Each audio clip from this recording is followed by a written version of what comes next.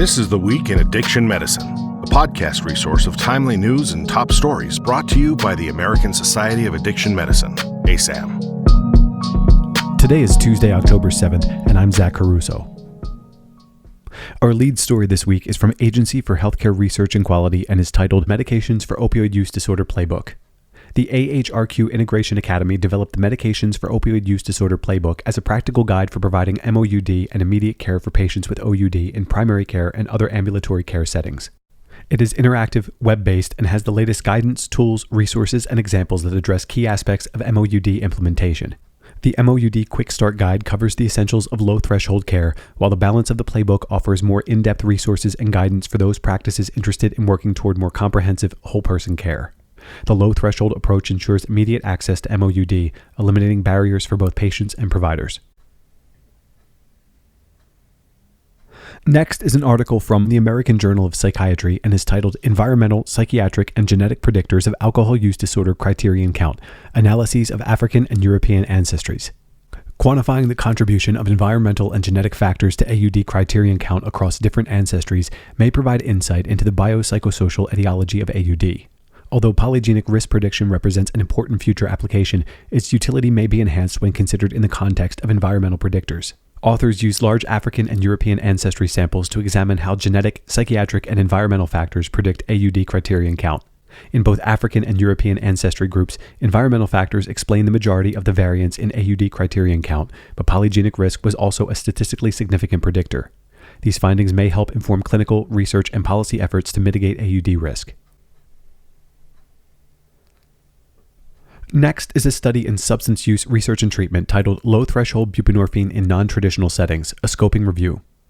This is a scoping review of low-threshold buprenorphine programs in non-clinical settings, including key components of delivery models, implementation barriers and facilitators, and outcomes. 41 articles met inclusion criteria grouped into common low-threshold program models, syringe service programs, mobile units, community centers, and street medicine models of care. Community partnerships were a key facilitator across programs, and funding was identified as a common barrier. Programs varied widely in reported outcomes, particularly how retention in treatment is defined. Further research is needed to determine which outcomes are of most importance, particularly which outcomes are most important to people who use drugs and who utilize program services. Next is an article in Addiction Science and Clinical Practice titled Creation of a Telehealth Addiction Consultation Service at a Rural Hospital, a Case Study. In this case report, authors describe their experience with telehealth consultation services in rural Massachusetts. Due to a low volume of addiction treatment services in these areas, authors developed a program where outpatient addiction medicine experts provided consultation to the staff at the rural hospital. For 8 months, the experts provided 36 consults assisting with diagnosis, inpatient management, and the initiation of MOUD. In addition, experts provided training to hospital staff on harm reduction strategies and reducing stigma. Future plans include providing telehealth patient consultation that is billable and could sustain the program. Next is a study in eating behaviors titled Food Addiction and Personality Traits, a 3-levels meta-analysis of correlational studies. Researchers conducted a systematic review and meta-analyses to investigate any association between personality traits and food addiction using different models. In the first model, they found positive association with harm avoidance and negative association with cooperativeness and self-directedness. Interestingly, they did not find an association with reward dependence. In additional models, results showed an association with urgency and impulsivity. While some of these associations are similar to personality traits associated with other substance use disorders, there were some differences, notably the association with harm avoidance.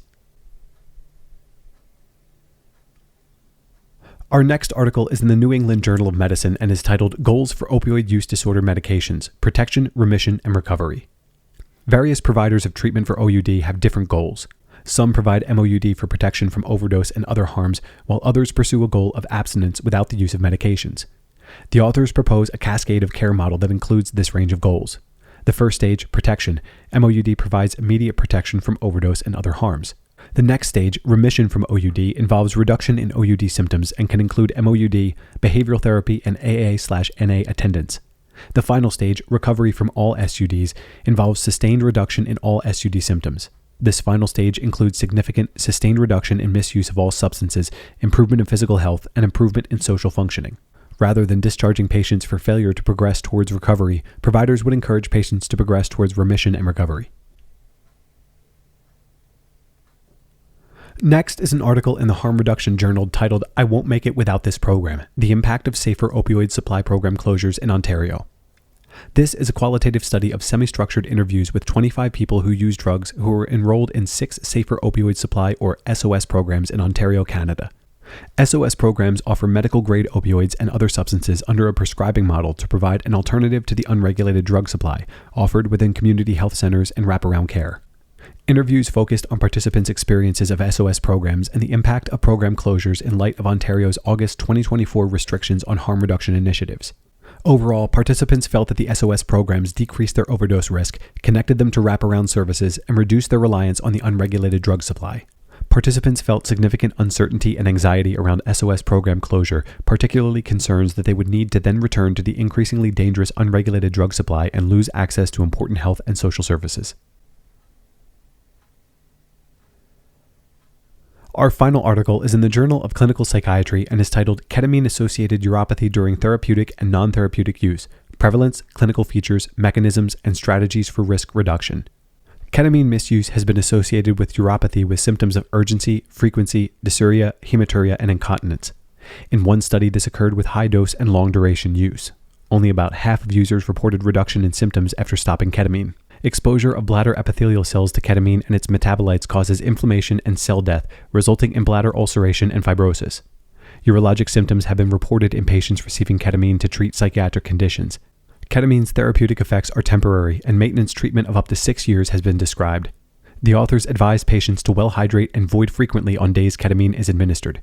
Patients should be monitored for symptoms of neuropathy and urine tested for blood, protein, and cells. This concludes today's episode of This Week in Addiction Medicine. Remember to subscribe to the ASAM Weekly for more exclusive content and our editor's commentary delivered every Tuesday. Be sure to check us out on social media and at asam.org. Thanks for listening. We'll be back next week.